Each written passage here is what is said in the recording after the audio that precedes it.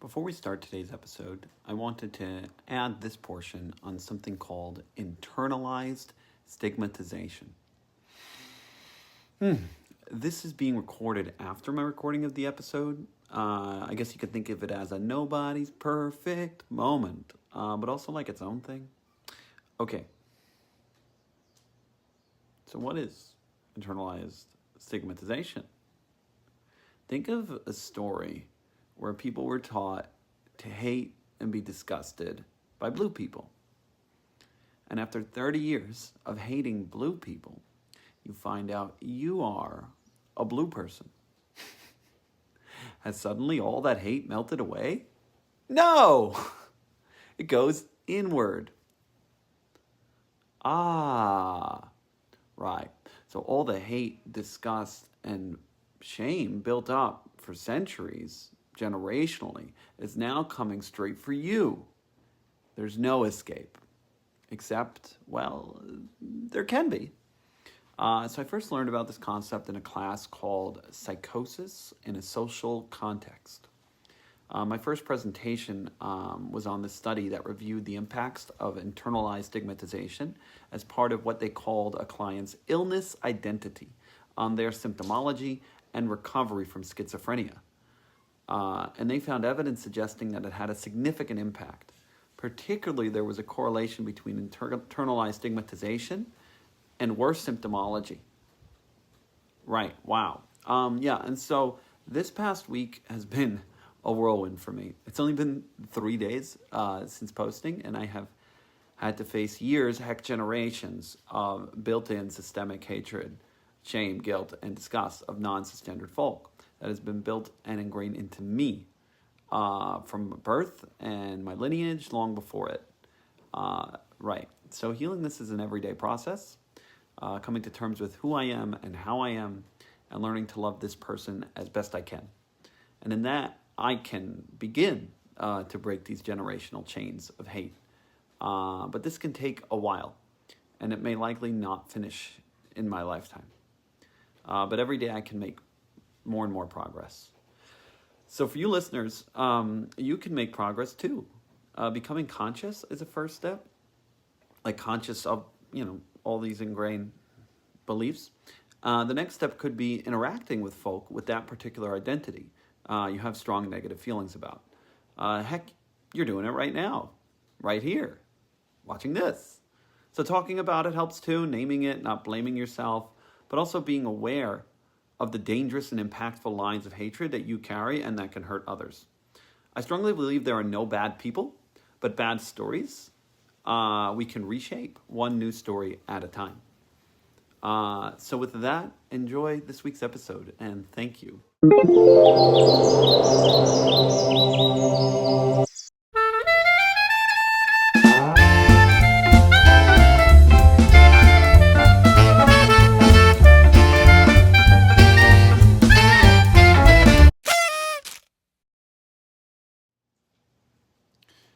It's episode 4. But first, a content warning.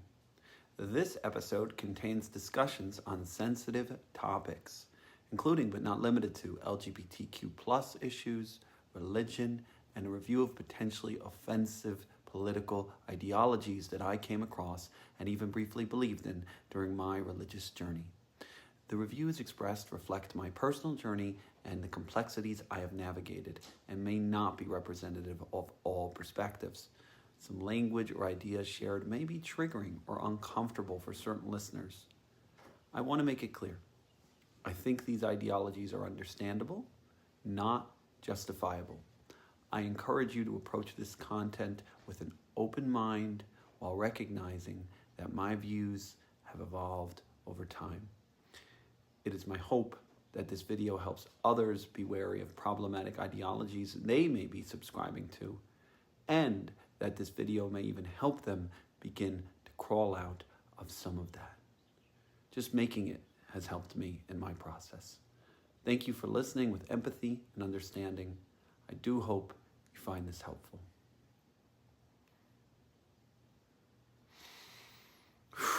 All right, hello and welcome to episode 4.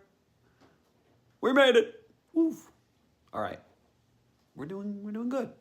We got this far. Still a bit disbelief myself, and I'm doing okay. Thanks for asking. I have thankfully received support from the communities I'm a part of here in Hawaii. Thank you for all those who did send their love and support following episode 3. I haven't been able to check my phone as it is filled with many other kinds of messages that aren't so pleasant. But no, I appreciate you. Regarding last week, it was very difficult for me to record and post. I don't make these decisions lightly. I did realize, looking back, I did not give that part of me a name, and I think she deserves that.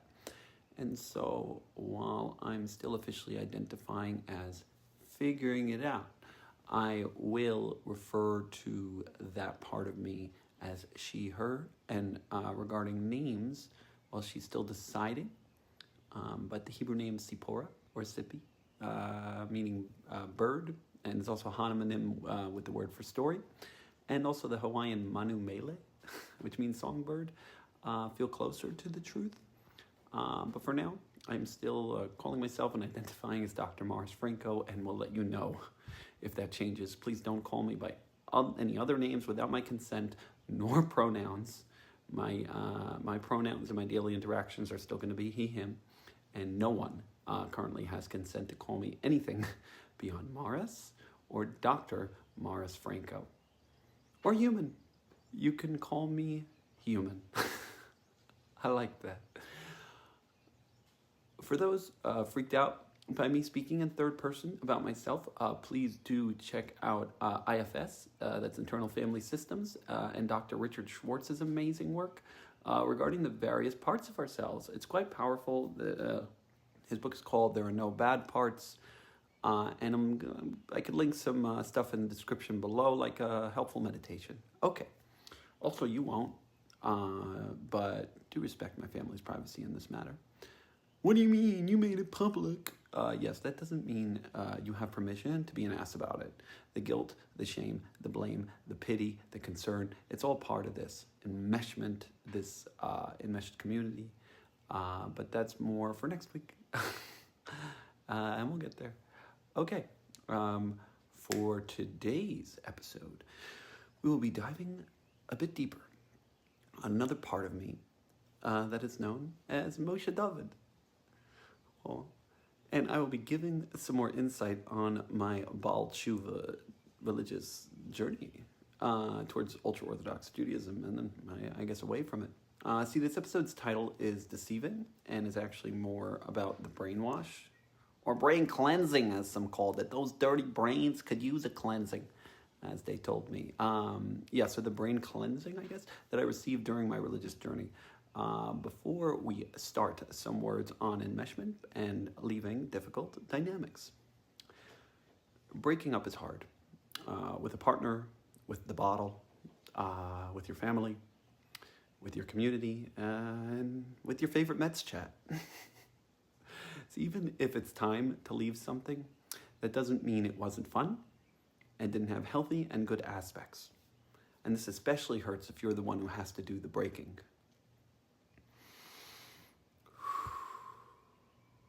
The guilt, the shame, and the sadness can all make someone forget of the importance of mourning the good. Mourning and giving space for mourning is an integral part of moving forward, especially mourning the good parts. Yes, the good. The good has to be mourned with respect, honor, and dignity. And an acknowledgement of just how good some of it felt. Not to go back, but to be real. And heck, properly mourning it can even prevent and prepare us for those moments of randomly being hit with urges to return to those problematic dynamics that we left for a reason in the first place. Even alcohol has some good parts. It was so much fun, great adventures, so many lessons. And yeah, is it healthy to obsess over the uncontrollable nature of the success of a historically mediocre baseball team? No. But in this situation, Derry.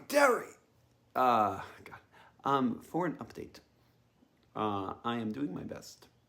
I am currently 2 months sober from the Mets. Those are the New York Mets, the baseball team. I still do not know if they re-signed Pete Alonso. As a mantra from a rabbi in Tzfat goes, he told me to say this. I believe more and more every day that I can accept the Mets' performance. Okay. Yes. And just one more piece before we start. I have been discussing the use of gossip as a control mechanism, but this week I want to bring attention to its opposer, silence as a control mechanism. I call this the "we don't talk about Momo, no, no, no, no, we don't talk about Momo." Encanto is an incredible animated movie about a family who ostracized one of its members because his powers were not beloved by the others. They thought he was long gone, but spoiler alert, he just lived alone in the walls with the rats in their house. It wasn't until the house started falling apart that someone in the family finally took notice and began her search to reconcile with the exile that was Bruno. Every family has a Bruno. Heck, many communities have a Bruno. We don't talk about Bruno, no, no, no, no. It was my nephew's and niece's favorite song, actually. And maybe it was just catchy. But part of me wants to believe kids are smarter and more aware than we think. Yeah. So yeah, if you're in that community, just begin to notice, or in any insular community, where mesh dynamics are at play, just begin to notice, especially after last week's potentially controversial episode, or any family system, how your family uses silence as a tool to maintain control. What are the things that no one is allowed to talk about? What are the reactions when those topics are brought up? What is the silence doing to maintain the community order? Oh, so now we can't talk about you and we can't not talk about you? What do you want? I just want healthy dialogue and authentic communication. Whoosh! Okay, remember, just because people don't like hearing something doesn't mean it's not worth saying. Compromise and making nice with people is not necessarily a virtue in it of itself, especially when the other side is doing or believing in something potentially immoral and harmful to others. See the middle ground fallacy I'm attaching in a video below from The Demon of Reason. It's some wonderful animated clip. Very short. Highly recommend. Okay. So finally, again, another disclaimer. Much of this I no longer believe. I hope this is helpful in learning about ideologies and how dangerous they can be and how susceptible we all could be to them. Certainly I was and may still be. Okay. So this is episode 4. So first, a quick synopsis of my religious journey. It's going to be a Spark Note version. I could probably write a few books on this. So I had a traditional Jewish upbringing, which means some Sabbath observance, kosher-style diet, and an expectation that I was going to marry Jewish. I was also sent to a modern Orthodox school, which was kind of confusing because half the laws they taught me at school, we didn't follow at home. The school was called Yeshiva Flatbush, and I hated their teaching style. It felt not only irrelevant to my life, given that we weren't practicing all the laws, but boring in the style they taught the laws, and authoritarian, aside for some inspirational weekend seminars and a powerful trip to Poland I took in my senior year of high school. Around this time, my former therapist, mentor, whatever we want to call her, told me to open my eyes and I will see it, regarding to seeing God in my life. And so I had some life-changing moments during and after my senior year of high school, especially when I spent the summer going sober before I started college. That deeply strengthened my belief in a God that cared about me. Again, I could write a whole book on that for another day. After or heading into college, though, I planned on dropping my religious practice while I was away in college for a 4-year break of partying and fun, the American Pie dream that I was promised from the movies. I remember trying to explain to my college roommate, who was my first non-Jewish friend, that I wasn't religious, but he was so confused. Based on what I described that I came from, it sounded like I was devout. See, compared to the kids in Flatbush, I wasn't very religious, or my family wasn't. But compared to the world, well, yeah, it was complex. So when I broke those rules, those Jewish rules that I had grown up with, I felt a lot of guilt and shame about it and attributed it to God punishing me. Particularly a stomach flu I got following eating a cheeseburger. I was like, oh, it's so clear that God doesn't want me eating cheeseburgers, instead of like just acknowledging my guilt and shame. So yeah, there was a lot of emptiness at college parties. I started small with my practice. My mom would send me some Syrian food and I'd make the kiddush before we went out to the clubs. I would also put on my tefillin, so the Jewish prayer straps, from time to time, especially after some rough weekends of partying, and would meditate with them in the woods. It was very powerful. And the emptiness of the parties did persist throughout college. And that hit its peak while I was studying abroad in Florence. I was supposed to be having the time of my life, traveling Europe, eating the best foods with my best friends, and yet I was emptier than ever. And so upon returning home from abroad, I got more and more into things that I felt were worth living for, things that brought me genuine joy and happiness. That was nature and connecting to nature, psychology and studying psychology, helping others, and spirituality / what I connected it with religion.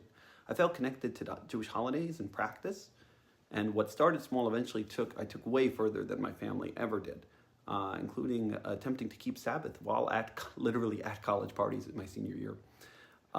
There were some life-changing trips to Israel as well. After graduating with my bachelor's degree, I went on a party trip to Tel Aviv, but ended up in Sfat, which was a real metaphor for my entire college experience. And it gave me this feeling that the Torah could be cool and help me feel connected to something bigger. 2 years later, after finishing my master's, I went back to Israel, but this time to Aish HaTorah by the Western Wall. It's a relatively famous Jewish outreach center where I was for the Jewish Shavuos holiday. The gist there was that the Torah is fun and logical. I was also watching some videos on that, like from Rabbi Lawrence Kellerman and Rabbi David Foreman's website, Aleph Beta.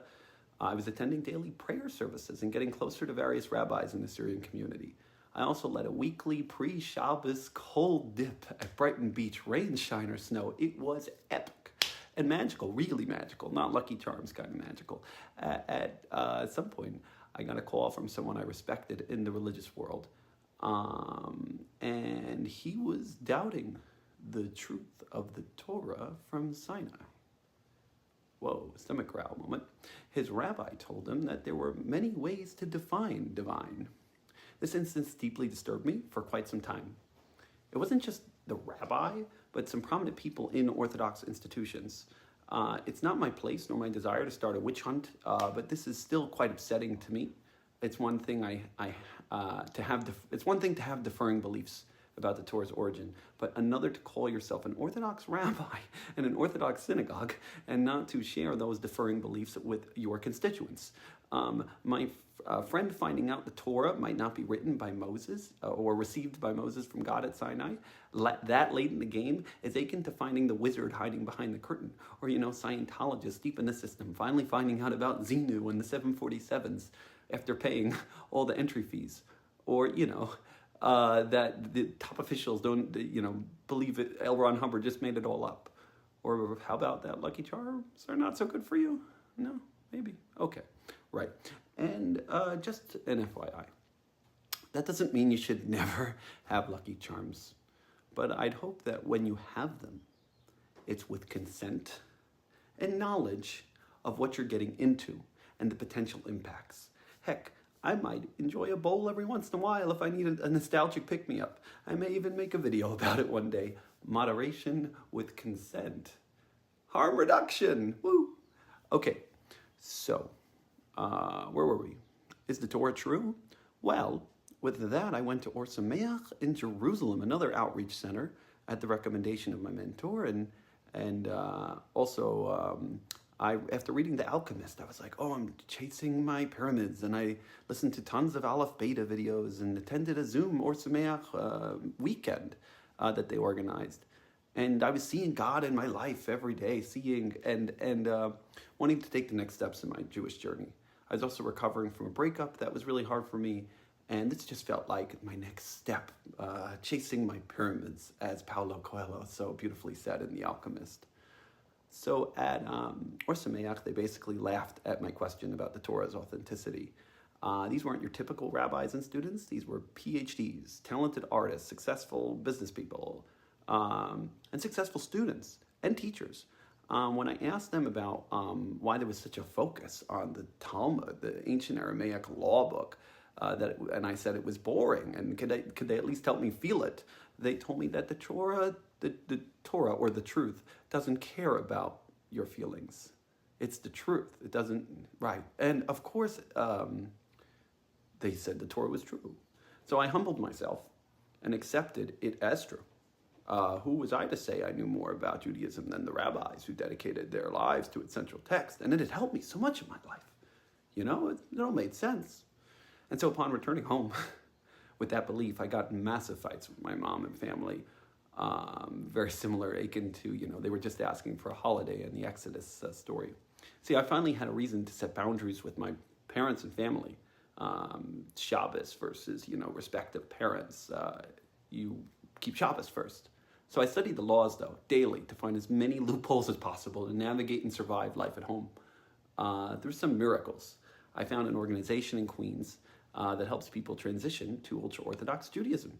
40 to 60 guys just like me. And also a wealthy and welcoming community, subsidized rent, experienced rabbis, and new guys coming in every week. And so I officially joined the program in June of 2022 and moved to Far Rockaway, or as my family called it, Far Fuckaway. Right. So my general beliefs at the time was that the Torah was true and the Sinai event happened. Everything in the Torah was from God and giving over to Moses. The Torah was always right, even if some of the parts of the Torah disagreed with my feelings. And God was carefully organizing every aspect of my life. And so the Religious Transition Center, also known as a Kiruv organization, was mostly offering housing, intro classes to Jewish lifestyle, and opportunities to eat by and make relationships with the local religious families.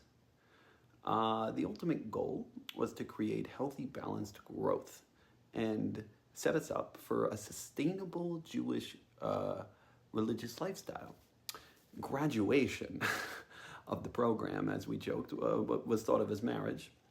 Unless, of course, you were graduated early, which meant they kicked you out because of, opposing beliefs or something. At the wedding ceremonies, many students would officially put on their graduation cap, aka the black hat.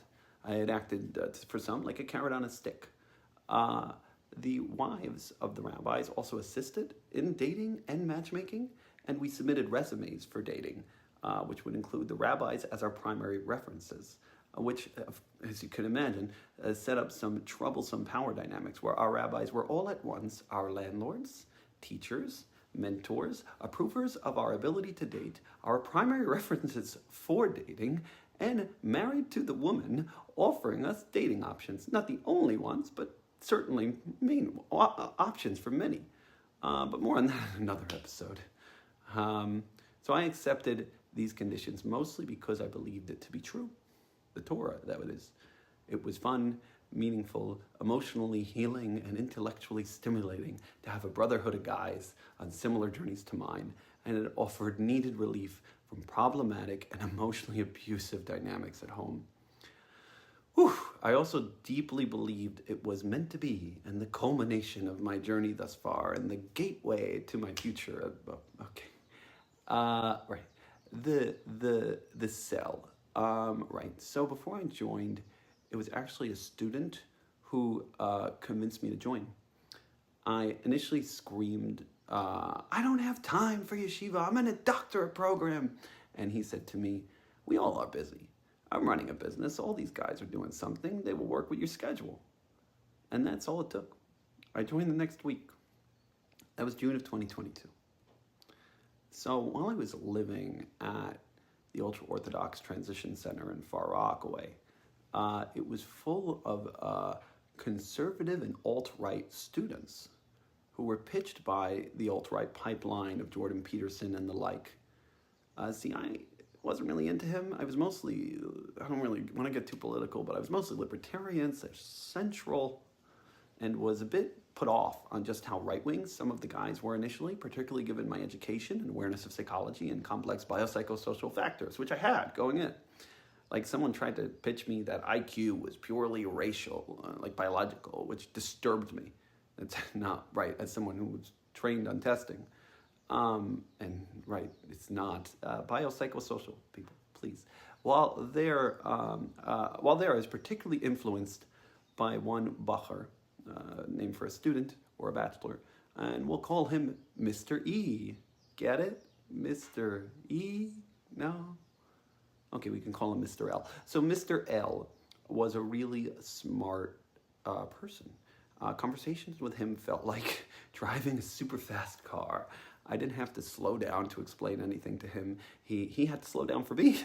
It was incredibly stimulating dynamic. I was both aware and concerned of his ability to influence me and those around him. He was quite a skilled marketer and intellectually superior than most in the room. And at times, I kept a distance from him for that reason. But the conversations with him were too tempting to avoid. And the rabbis kind of pushed us to make peace, which I'll give him the benefit of the doubt and say that they didn't know about his influence, even though I kind of warned them. And maybe they were just more concerned with just keeping the peace among the guys. Okay. He would often say brash things like, "That's gay. It's because he's a... what do you want, my children to be sodomized and castrated?" If you weren't aware that he was being serious, these could just sound like crude jokes. Okay, in a right-wing neighborhood, no one really blinked twice. But it didn't take me long or it didn't take us long for him to give me over his theory on how the world worked and how serious he was about those comments. And it was quite convincing.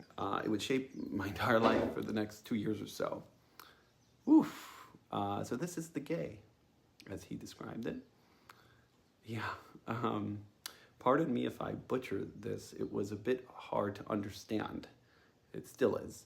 The theory basically goes that there is a wave in the universe he referred to as God, revealing himself in the world. And it would show up in various dichotomies in culture. The current dichotomy he initially claimed was a gay versus Nazi, but he would later deny this and ultimately say the gays already had won in the 40s. It was all a bit confusing, but generally he claimed that it wasn't one person or organization leading this charge, but just the way of the universe that was pushing people through culture and other influences to behave in certain ways. Having a strong background in social psychology from my studies at NYU in particular, ironically made this more believable, if you can imagine, because I was aware of how ideas can permeate cultures and influence peoples in a variety of ways. So it didn't seem so far-fetched that people could be influenced by culture to behave, I guess, in this way. In short, there were 3 statistics that he circled, and mainly 2. These were divorce and lowering marriage rates, and mainly the big one, lowering birth rates and increase in LGBTQ plus identities in the US and the Western world in general. And these are statistically true, right. He was at a very liberal college on the West Coast and presumed that the entire country and world was heading in the direction of what he said was happening there, and what he called deeply immoral, degenerate behavior. I may be paraphrasing, but that sounds like him. Generally, I was compassionate to those with LGBTQ plus identities, especially given my own complex being and my psychology studies, and my family background and motto was usually to each their own mentality. Of course, not except for the actual family members within the right and or breaking community norms, no, teach their own. But given I had accepted the Torah as true, right, And with that, the laws banning gay sex and dressing as the opposite gender and promoting childbirth, I was still listening. It was clear he was onto something. He basically said that these trends were inevitable and that the only way to protect himself and his lineage was to find a community that, in his words, was not gay. He had a 5-factor model to measure for this. I don't remember the factors, nor did I understand the model fully. But he basically got his choices down to becoming a serious Mormon, an Amish person, or an ultra-Orthodox Jew. Given his family background as Jewish and the convenience of an on-campus rabbi that was ultra-Orthodox and readily accepting and kiruving or makareving, outreaching to Jewish folk, he chose ultra-Orthodox Judaism as his, what he called, temporary protection from the inevitable. He considered this the only morally acceptable choice. You know, I didn't think much of morals. It's not something I, was conscious about or that deeply into philosophy. But I did believe the Torah was true and couldn't deny the statistics he was citing. You could look them up yourself. But ultra-Orthodox communities didn't experience the lowering birth rates, at least not yet, and intermarriage rates, or the LGBTQ plus expression nearly at the rate of other forms of Judaism, and the country in general, and the world. And come to think of it, the media and culture was kind of anti-ultra-Orthodox ideals, particularly in the area of LGBTQ plus expression. And even in my own community, families were no longer having 4 or 5 kids. It was 3 and lowering. And I was like, huh. And then suddenly, I opened my eyes and saw all the dots and was like, whoa, holy shit. Holy shit, holy shit. I remember I was sitting in the car with him. Holy shit, I think you're right.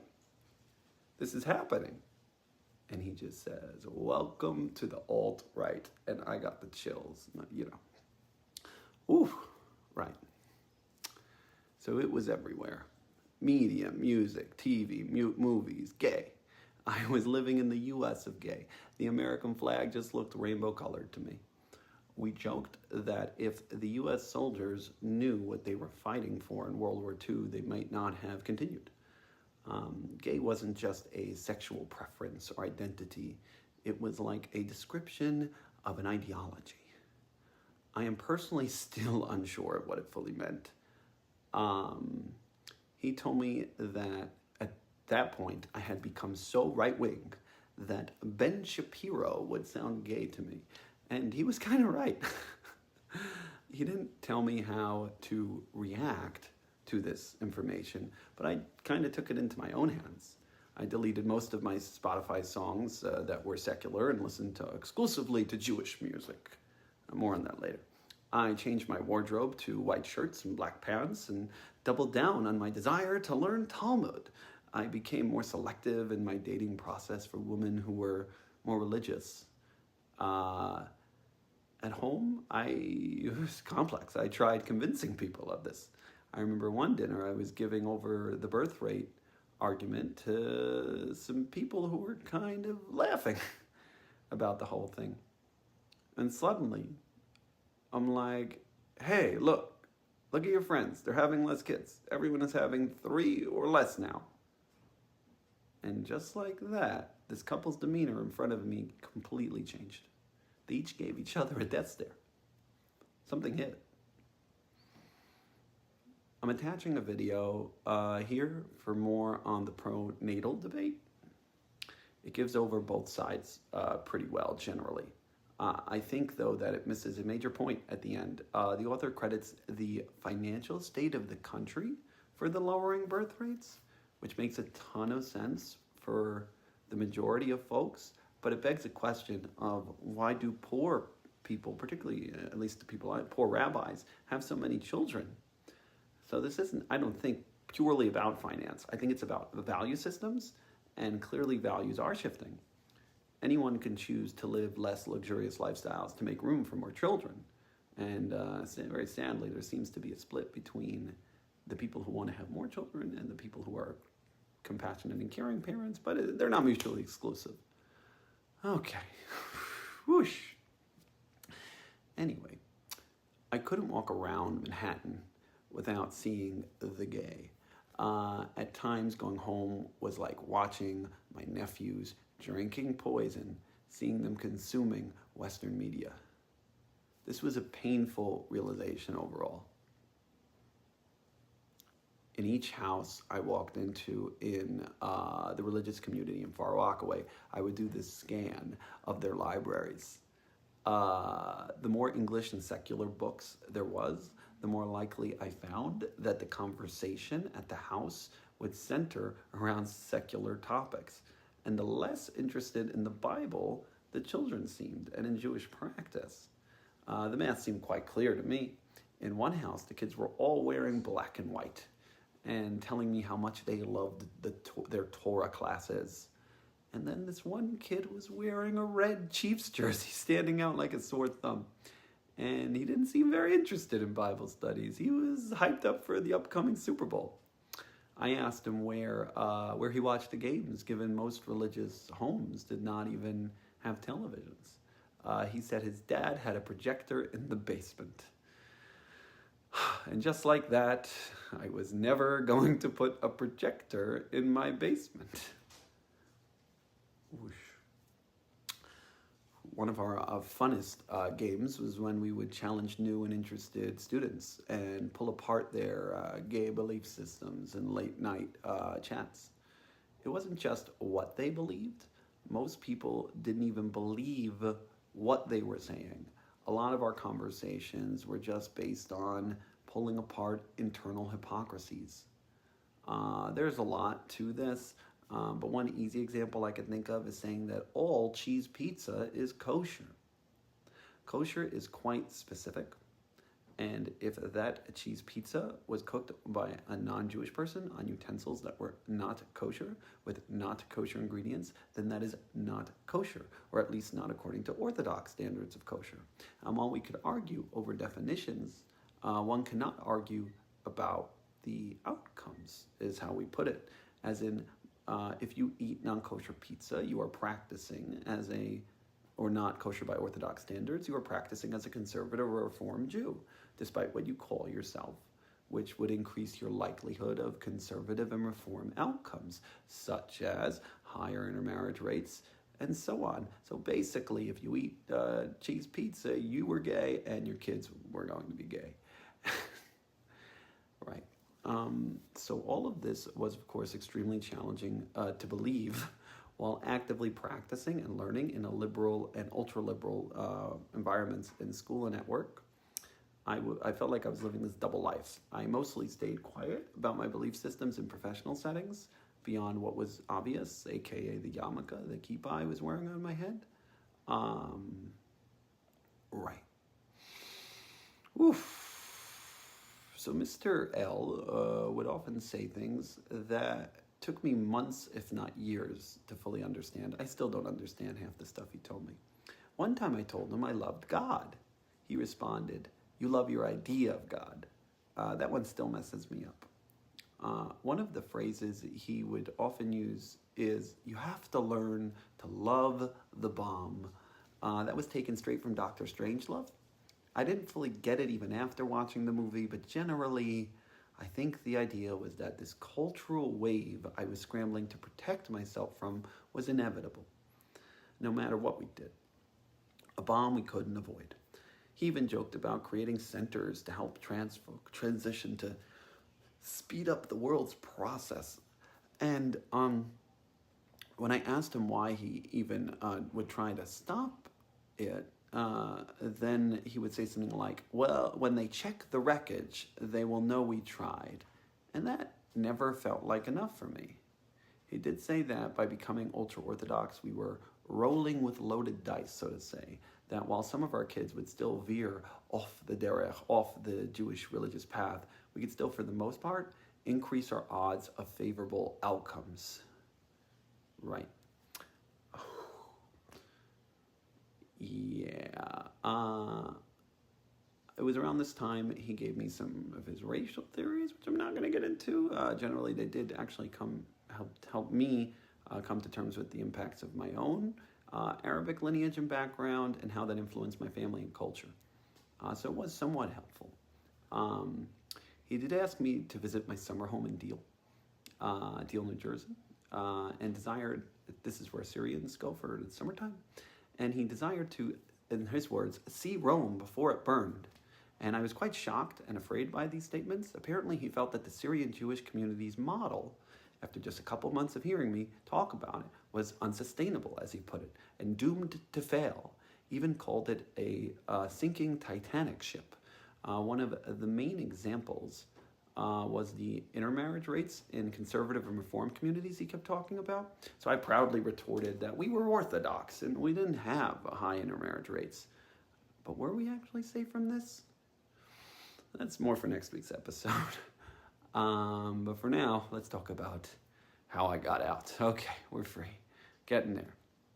So basically, the mentality resulted at one point, not too long ago, of me wearing a black hat and only dating ultra-Orthodox women. The breakdown of all this unprogramming happened over time, and it deserves its own episode. In general, it actually began when when I told someone that I only listened to Jewish music, and this person asked me, what exactly is a Jewish song? And after thinking about it, I couldn't really answer the question. So I started listening to Chopin and then Bob Dylan and then the Beatles. And soon enough, I began to doubt the authenticity of the divine nature of the Torah. Whoosh. It may have also been working in 40 hours a week in a mostly secular environment, which was the psychiatric facility where I interned. My belief system was particularly challenged after I learned more about delusions and the reasons people hold on to them. This ironically became clear in a conversation with Mr. L following the death of a fellow yeshiva student. I told Mr. L that at least he's in a better place. And Mr. L asked me if I was sure about that. Was heaven a delusion that protected me from having to mourn the inevitability of the fade to black we all may ultimately face? Holy shit. Maybe. See, Mr. L had a lot of problematic beliefs and belief systems, at least according to my perspective now, but he was also a friend. And after 2 years of influence, it was actually him who helped me get to the ideas that ultimately set me free. In another conversation with Mr. L, my doubt in the divine nature of the Torah became quite clear. I was sharing my doubts with him about the origins of the Torah, and he basically said that it didn't matter about the why, as in why we believe, as in if the Torah was true or divine. It didn't matter, but what he said mattered more, and what the Talmud was so focused on was the what, as in what are the outcomes of following its laws, and the rabbinical laws along with it. And for me, I wasn't in this for the outcomes. I was in this for the truth. That was the story the entire time. And without the Torah as true, as the backbone, everything fell apart. So he apologized after many times, but we both knew it. My belief was cracked. It was over. I also slowly became aware of just how influenced I was, not just by Mr. L, but by my former mentor and my family and community of origin. Untying all those knots and ropes have been and continues to be a process. Whew. Particularly understanding the idea of spiritual bypassing, as in using spiritual concepts to avoid pain, avoid feelings, avoid certain feelings we don't want to have to feel, which has been very helpful. Phrases like, he's in a better place, or this is all meant to be. As well, I heard a psychologist say this line to a patient around that same time. It's possible that your relationship with God is a projection of your relationship with your parents. And for me, I was like, wow. Oh no, it wasn't meant for me, but I took that line in. And I created and worshipped a God with strict laws I needed to follow in order to please him and to have him love me more. Oh boy. Right, I'll let that sink for a bit. So much of this happened between mid-April and mid-June of 2024. So this is all very new for me. This is where I'm at now. Who knows? And so, yeah, ultimately, if the Torah was indeed not true, even if it was maybe true, it wasn't enough to justify the inherent homophobia and racism in its beliefs and practices. And I believe it is inherently racist at all levels of practice, even reform. Cough. Chosen nation. sorry. And so I left my mentor, I left the religious center, I left home and blocked Mr. L on my phone. Not because he hurt me in any particular way, but goddamn is that man influential, and I was done being his puppet. I was finally ready to take back the keys to my own mind. So where am I at now? Are birth rates declining, divorce rates increasing, marriage rates decreasing, and marriage ages increasing, and LGBTQ plus expression increasing? Yes, that is true. I think. You could check the studies out for yourself, but it seems to be true. Is that a bad thing? Not necessarily. Heck, it might even be a good thing. See, these boxes of marriage and gender are man-made and imperfect. People are not boxes and not made to fit inside of them. If it wasn't obvious after last week's episode, I'll say it again now, that I certainly wasn't made to fit into these boxes. Not to mention that those rates are also correlated with tons of positives in movements of acceptance, love, and other benefits of our evolving culture. And if marriages and births are not sustaining, perhaps those aren't healthy ideas in our culture in general. But I'll leave that up to you to decide, of course. When I initially left the religion, I said, if the Titanic was indeed sinking, I want to be the guy playing violin. Just to have fun, you know? So, and truly learn to love the bomb. Heck, that's half the reason I'm in Hawaii. If this life on Earth is it for me, as in there's no afterlife, Hawaii's a great place to watch it all go down. Though the world is big and beautiful. So who knows where I'll end up. This is where I'm at now. Right.